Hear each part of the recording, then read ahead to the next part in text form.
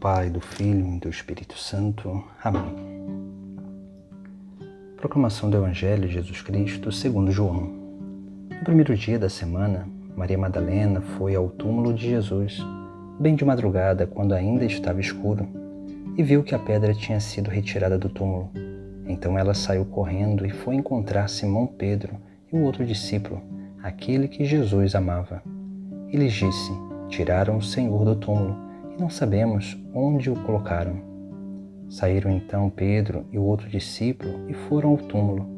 Os dois corriam juntos, mas o outro discípulo correu mais depressa que Pedro e chegou primeiro ao túmulo. Olhando para dentro, viu as faixas de linho no chão, mas não entrou. Chegou também Simão Pedro, que vinha correndo atrás, e entrou no túmulo. Viu as faixas de linho deitadas no chão, e o pano que tinha estado sobre a cabeça de Jesus, não posto com as faixas, mas enrolado num lugar à parte. Então entrou também o outro discípulo, que tinha chegado primeiro ao túmulo. Ele viu e acreditou. De fato, eles ainda não tinham compreendido a Escritura, segundo a qual ele devia ressuscitar dos mortos. Palavra da salvação. Nesse domingo de Páscoa, contemplamos no Sagrado Evangelho 3 atitudes que são basicamente efeitos da experiência da ressurreição na nossa vida. Nós vemos primeiramente no Sagrado Evangelho como que Maria Madalena foi de madrugada ao túmulo.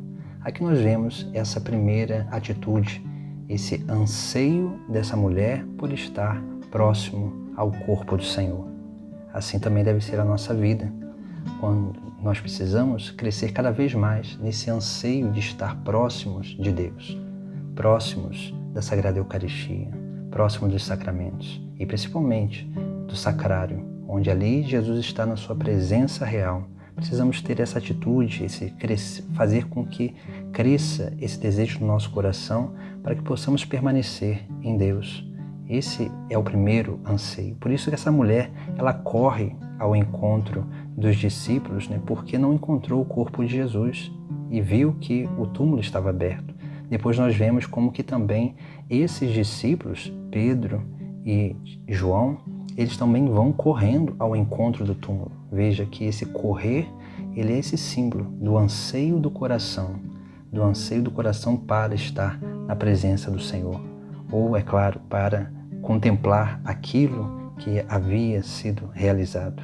Depois nós vemos também um outro efeito, um outro sinal dessa experiência com a ressurreição de Cristo, que é a reverência. Nós vemos na figura desses dois discípulos que começaram a correr juntos, mas um era mais novo do que o outro. E naturalmente esse chegou primeiro, mas veja que ele chega às portas do túmulo, à porta do túmulo, mas não entra. Ele espera aquele que era o líder, que era Pedro, para entrar. E aqui nós vemos esse sinal de reverência. Esse que era o discípulo, que ele mesmo se diz que era o discípulo mais amado, ele não entra no túmulo, porque ele sabe que outro deveria entrar primeiro, para que assim se cumprisse aquilo que o próprio Cristo havia dito, entregando a Pedro aquilo que é a primazia, esse primeiro lugar na igreja, o lugar de condução da igreja, de condução do rebanho.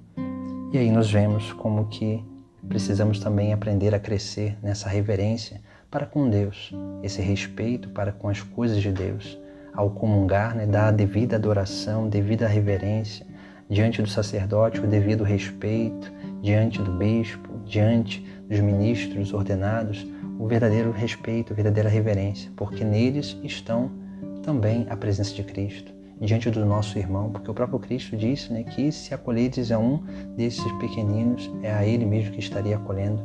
Quando nós acolhemos a cada cristão, estamos acolhendo a pessoa do próprio Cristo. Essa reverência é importante, por isso que quanto mais nós vamos tendo essa experiência com Jesus Cristo ressuscitado, mais nós vamos aprendendo a viver melhor as nossas relações com o nosso próximo, porque esse respeito, essa reverência, é um sinal do amor de Deus.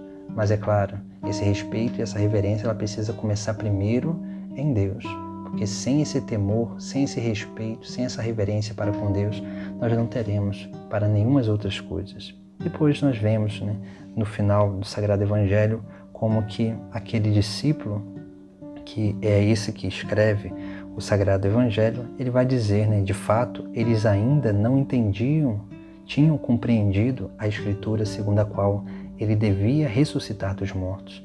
Aqui, esse discípulo, ele relata o seu testemunho, que eles ainda não tinham entendido aquilo, mas a partir daquele momento, eles realmente entenderam aquilo que estava acontecendo, aquilo que Jesus Cristo tinha anunciado. Por isso que a terceira atitude que aqueles que têm um encontro pessoal com Cristo ressuscitado têm é justamente isso, né? De aprofundar e mergulhar no conhecimento da Sagrada Escritura. Porque na medida em que nós vamos aprofundando o conhecimento na Sagrada Escritura, nós vamos também entendendo e permitindo com que essa grande obra do nosso presente seja relida segundo a Palavra de Deus. E aí sim nós vamos conseguindo perceber, né, que aquilo que aconteceu no passado acontece no nosso presente. Aquilo que aconteceu no passado de forma prefigurativa acontece de forma realizada através de Cristo na nossa vida. Essa é a grande obra de ressurreição.